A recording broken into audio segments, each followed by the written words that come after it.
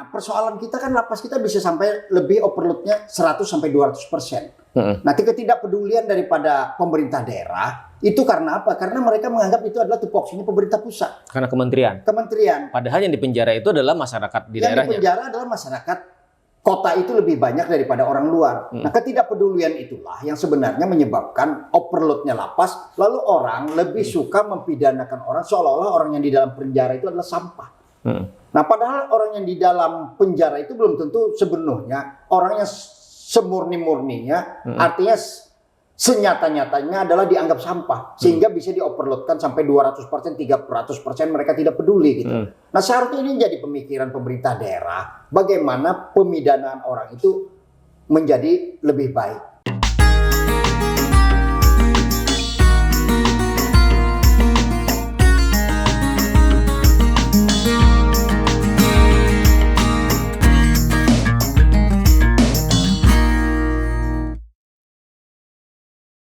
Assalamualaikum warahmatullahi wabarakatuh. Kembali kita berjumpa dalam sudut pandang, melihat dalam sudut yang berbeda dengan cara pandang yang berbeda untuk menemukan makna yang harusnya juga berbeda.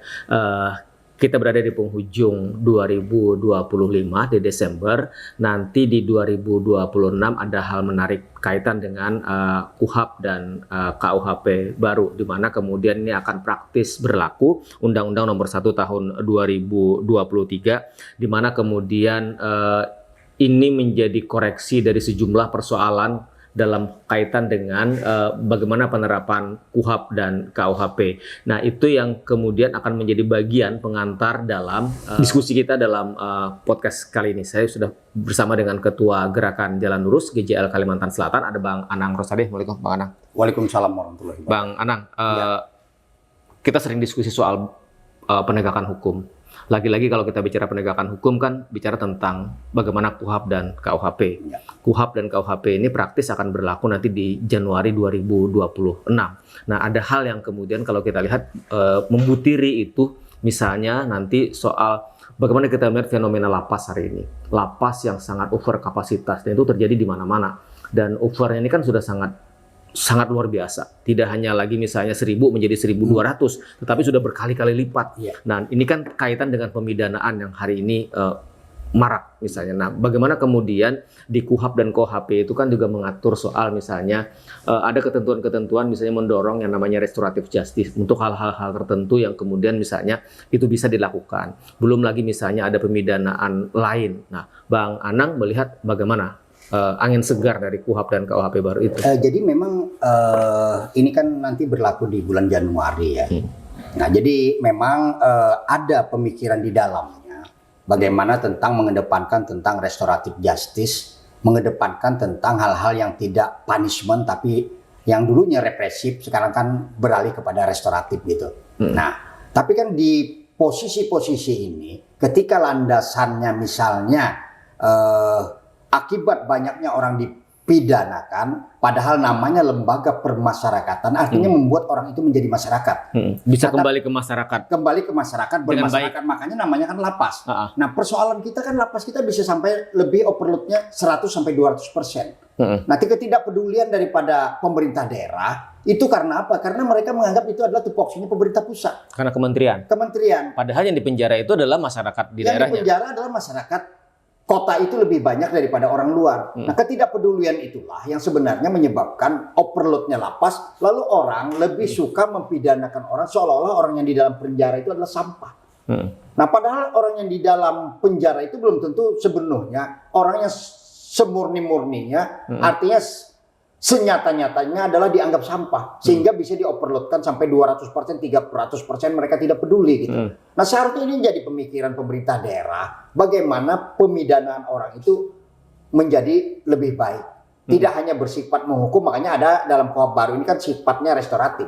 Nah, tetapi kan ini juga harus dipikirkan gitu, kalau landasannya karena untuk agar tidak memberi makan orang di lapas, agar misalnya orang tidak dipidanakan, itu kan juga tidak equal gitu. Jadi kalau memang harus dipidanakan, maka tempatnya juga yang namanya lembaga permasyarakatan itu harus tetap diperbaiki. Bukan melepas orang, tapi memang untuk tindak-tindak pidana ringan itu kan memang sekarang mengacu kepada sifat-sifat yang berubah total dari sebelumnya, karena ada yang namanya kerja sosial, ada yang namanya denda, ada pengawasan. Terus bentuk sanksinya. Bentuk sanksinya. Jadi orang ketika dia terbukti bersalah misalnya, pidananya tidak mesti harus misalnya masuk di lembaga pemasyarakatan, Ya. di penjara, tapi bisa saja bentuknya tadi Bisa saja hukuman bentuk sosial. yang lain berdasarkan keputusan hakim. Tapi misalnya. pidana-pidana tertentu. Iya, pidana tertentu. Nah, itu kan kemajuannya gitu. Karena kan orang-orang yang tindak pidana ringan itu kan mestinya memang harus dipekerjakan sosial saja. Tidak perlu harus dihukum gitu. Karena negara juga tidak perlu terbebani hal-hal seperti itu.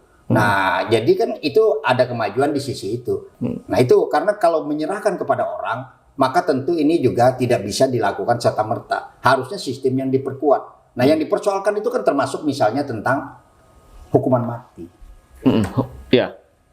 Nah, hukuman Jadi, mati ya. Orang di pengadilan misalnya terdakwa divonis hukuman mati.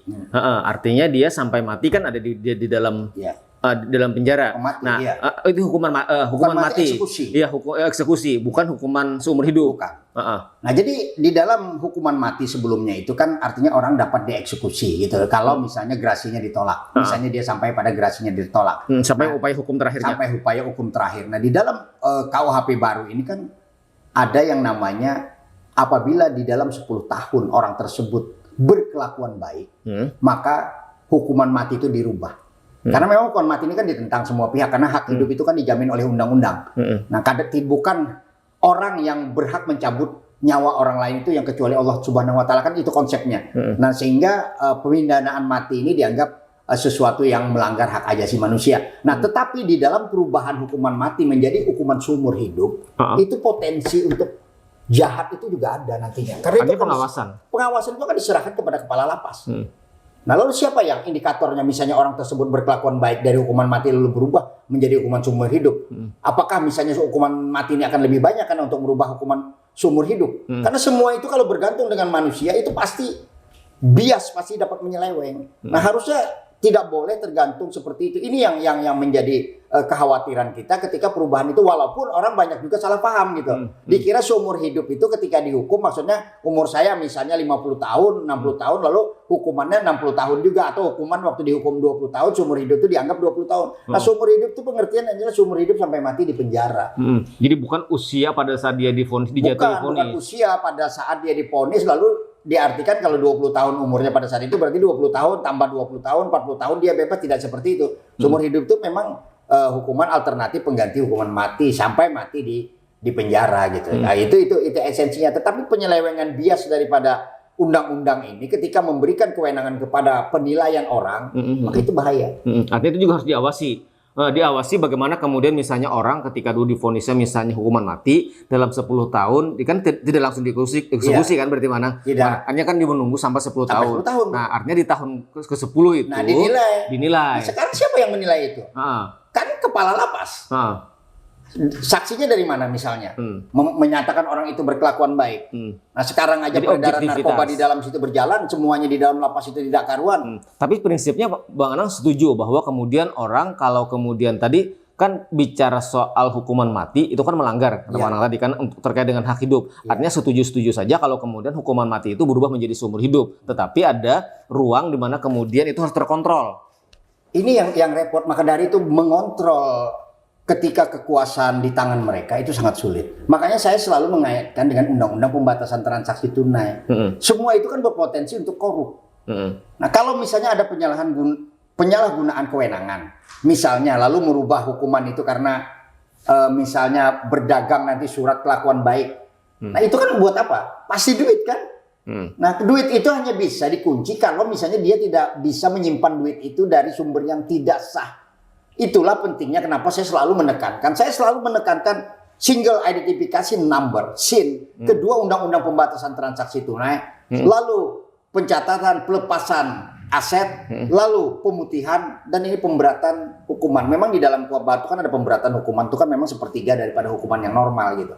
Nah, ini kalau misalnya ini tidak terkunci, semuanya bisa menyeleweng. Mulai dari penyidikan pun bisa menyeleweng.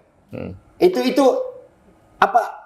Repotnya ketika kekuasaan di tangan mereka gampang menyelewengkan kekuasaan itu karena mereka apa yang mereka dapat itu menjadi barang sah, barang haram yang mereka perdagangkan dari kekuasaan itu yang mereka miliki Itu yang menyebabkan orang korup gitu. Kalau korup ini tidak dikunci sampai hari kiamat tidak akan kelar ini negara.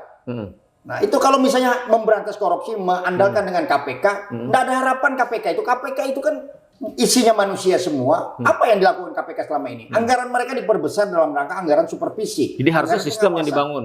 Yang dibangun itu adalah sistem. Kalau sistem ini terkunci, orang jahat pun akan jadi baik. Tapi kalau sistem tidak dikunci, maka orang baik pun bisa jadi penjahat atau paling tidak dia diam. Membiarkan kejahatan itu berlangsung. Itu esensinya sebenarnya. Dan pembiaran itu juga turut berkontribusi untuk sebuah kejahatan berarti. Iya, pembiaran itu kan bagian daripada kejahatan juga. Sehingga mereka seolah-olah tidak berbuat jahat, tapi mereka jahat juga gitu. Nah, maka itu saya selalu menekankan pada itu. Nah, kunci daripada semua undang-undang, kalau sistemnya terbangun, maka nurani itu juga akan terbangun. Kalau sekarang kan berdasarkan nurani saja orang yang bisa bertindak baik dan proporsi yang sebenarnya gitu. Nah, selebihnya itu kan bias menyimpangkan jabatan, memperdagangkan jabatan dan seterusnya dan seterusnya. Buat apa orang memperdagangkan jabatan? Buat apa orang menyuap? Buat apa orang menghabiskan duit menjadi anggota DPR menyuap? Kalau tidak untuk mengambil alih kekuasaan rakyat yang kedaulatan sebenarnya di tangan rakyat diambil mereka gitu. Nah, jadi mereka itu yang berdaulat itu sekarang adalah pengambil keputusan anggota-anggota dewan yang membuat undang-undang itu. Bang Anang, artinya kita kembali ke tadi dua undang-undang nih. Kan ada KUHP, ada KUHP yang berlaku praktis nanti di Januari 2026.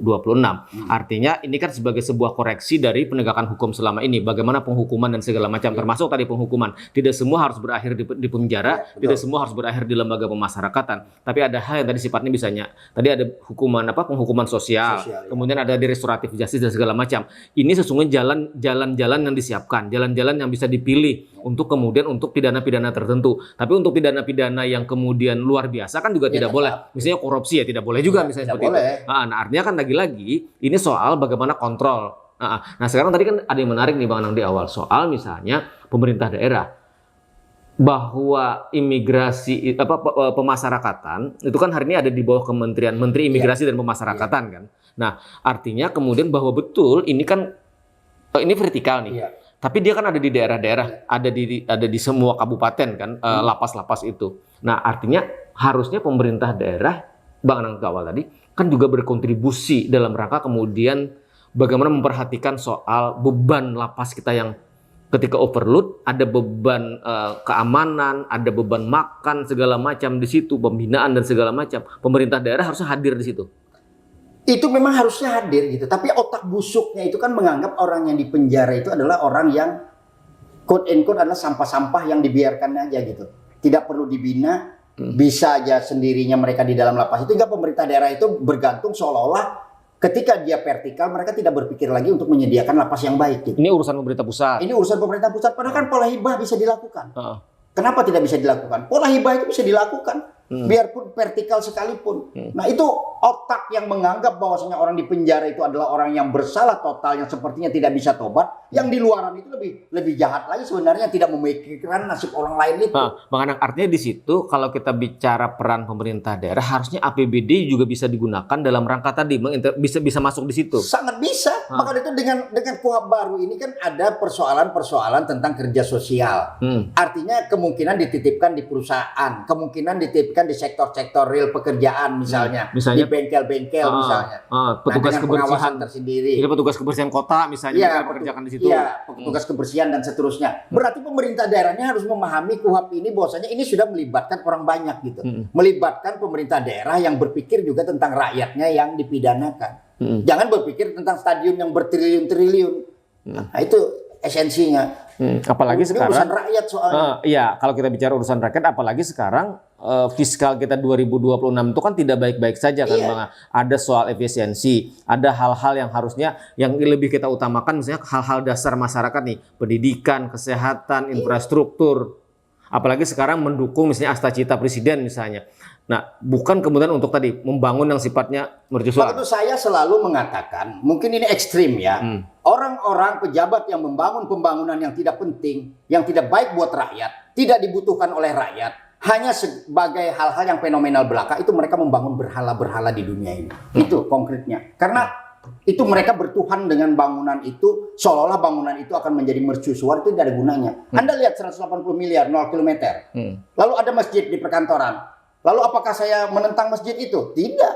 Tapi masjid itu ada syarat-syarat tertentu ketika orang membangun masjid. Tidak hanya jarak, tetapi juga umatnya yang pengertian memakmurkan masjid itu juga ada. Tapi kalau ratusan miliar dihabiskan itu, kenapa kita tidak lebih memikirkan tentang rakyat gitu? Ya, mana? Artinya lagi-lagi nih, kan kalau kita bicara tadi, ini kan konteksnya nih anggaran nih, ya kan? Sementara pemerintah pusat misalnya mengingatkan, belanja anggaran itu kan harus betul-betul hati-hati kan? Ya. Tidak boleh yang penting sudah ada anggaran, sudah teranggarkan, harus dibelanjakan. Tapi kan harus dilihat lagi, kata Bang Anang tadi. Ini menjadi kebutuhan tidak misalnya? Ini masyarakat perlu tidak, misalnya kayak membangun masjid, kita sepakat nih. Ya. Ini bukan soal kita menolak pembangunan masjid, Iya. tapi persoalannya ini bisa terpakai tidak misalnya. Ini menjadi kebutuhan masyarakat di sekitar tidak misalnya. Lagi-lagi kan di situ. Nah, hari ini kan ada kabar menarik nih. Kementerian Keuangan itu hari ini misalnya menerima banyak daerah, banyak kementerian dan lembaga, bukan daerah, kementerian dan lembaga yang tidak bisa membelanjakan anggaran, kemudian kita bisa efisiensi hampir 4,5 triliun. Nah, kalau 4, triliun ini dipaksakan belanja untuk hal yang tidak penting, kan sayang. Nah, maka dari itu karena pemerintah itu tidak memiliki roadmap yang jelas mau diapakan rakyat ini. Nah, seharusnya dia berhitung dengan misalnya 3 juta penduduk Kalsel misalnya. Lalu kerusakan lingkungannya berapa yang harus dibenahi. Kalau nanam pohon itu misalnya sederhana saja. Ada proyek-proyek penanaman pohon yang di jalan itu ratusan miliar loh setiap tahun. Yang pohonnya bisa jaraknya sampai 2 meter aja, padahal bentangnya pohon itu jauh. Nah, dia tidak fokus misalnya di mana menanam pohon yang kira-kira membuatkan konservasi alam itu lebih baik, reboisasi itu lebih baik. Menanam pohon di bawah tiang listrik begitu besar ditebang lagi. Itu ratusan miliar setiap tahun. Menanamnya baik, tetapi harus dipikir lagi nih. Iya, menanamnya baik, tapi kan tempatnya harus dipikirkan. Saya menyoroti lama persoalan ini. Kenapa? Karena ini adalah proyek-proyek maling. Jadi itu yang tidak sekedar belanja harusnya. Tidak hanya sekedar belanja. Kenapa proyek maling? Saya bilang saya lebih baik ekstrim seperti itu ya. Karena sesuatu yang tidak masuk akal, tapi tetap dilakukan, kecuali orang ingin memiliki tujuan tertentu untuk memindahkan duit rakyat ke kantong pribadi dengan alasan-alasan tertentu, padahal tidak masuk akal gitu. Sesuatu yang tidak masuk akal itu harusnya tidak ada. Tapi kan pohon itu kan tidak ada kuburannya kalau mati. Habis ditanam, jarak waktu tertentu mati sudah hilang, tidak ada pertanggungjawaban. Ini adalah anggaran-anggaran yang disukai oleh pemerintah, anggaran-anggaran habis pakai, anggaran-anggaran perjalanan dinas. Ini yang menghabiskan duit rakyat. Nah, tapi rakyat ini kan kadang-kala berdiam diri juga karena mungkin terbelenggu oleh karena memilih pemimpin dengan suap, akhirnya dia juga tidak bisa berbuat apa-apa, tinggal menerima kisah hidupnya saja karena pekerjaannya juga seperti itu. Itu yang saya sayangkan dengan pemerintah dan rakyat juga. Jadi ada kontribusi juga rakyat melahirkan seorang pemimpin.